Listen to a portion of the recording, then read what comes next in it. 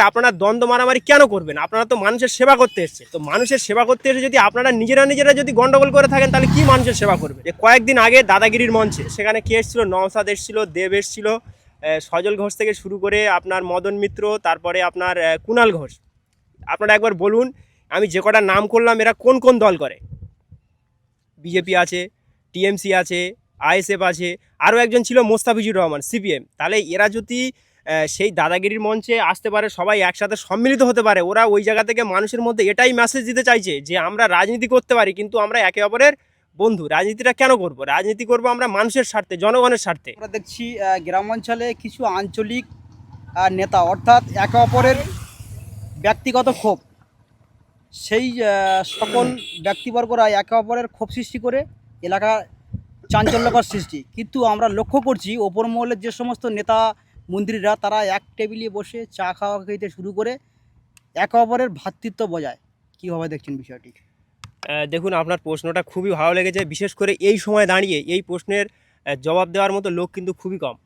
পরিচয় সবাই বক্তব্য শেষে দেয়, আর আমি শুরুতেই আমার পরিচয়টা দিয়ে রাখি। আমি একজন সোশ্যাল ওয়ার্কার, কোনো রাজনৈতিক ব্যক্তিত্ব আমি নই, বা কোনো রাজনৈতিক দল ব্যক্তিগতভাবে আমি করি না। কিন্তু দেশের একজন সচেতন নাগরিক হিসেবে আমি এটা বলতে চাই, আজকের যারা গ্রামেগঞ্জে রাজনীতি করছেন, আপনি একবার দেখুন তো, আপনি যাকে ভোট দিয়ে জিতিয়েছেন, মানে বিগত যে সরকার ছিল, যাকে ভোট দিয়ে জিতেছেন, আপনার নেতা কোন জায়গায় আছে? মানে নেতা বলতে আপনাকে আমি বিধায়ক পদের কথা বোঝাচ্ছি, বিধায়ক বা এমপি, তারা আজকে কোথায়? নিশ্চয়ই কোনো দল বদল করেছে।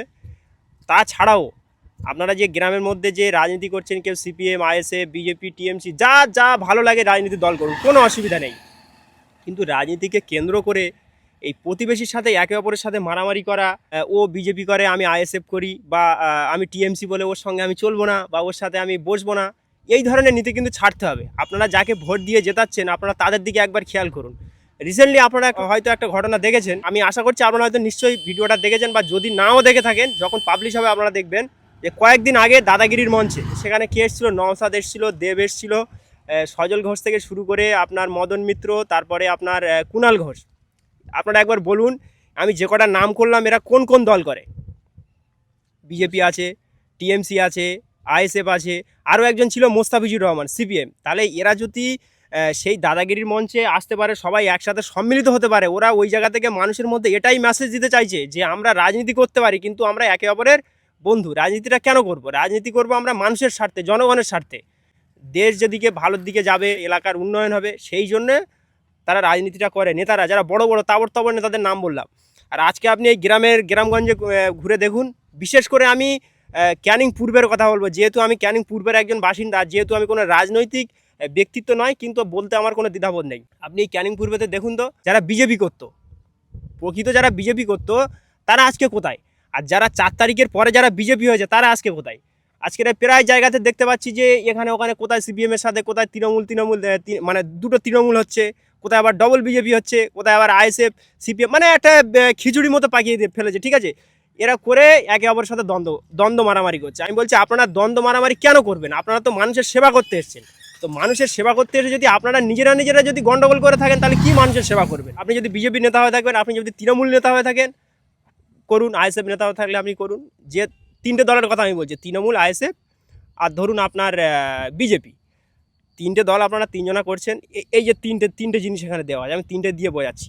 তাহলে এই তিনজনকে মানুষ ভোট কীভাবে দেবে? কে ভালো কাজ করছে, কে মানুষের পাশে থাকছে, তাকে দেখেই তো ভোট দেবে।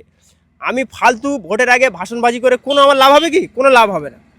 তাহলে যদি আমি মানুষের জন্য কাজ করতে পারি, মানুষের পাশে থাকতে পারি, কথা দিয়ে যদি কথা রাখতে পারি, তাহলে মানুষ আমাকে ফেরাবে, এছাড়া অন্য কিছু নয়। তাহলে এই রাজনীতিকে কেন্দ্র করে এই যে মারামারি, হিংসি, এগুলো করা একদমই উচিত নয়। আপনাদেরকে আমি অনুরোধ করবো, আপনারা উপর লেভেলের নেতাদেরকে একবার দেখুন।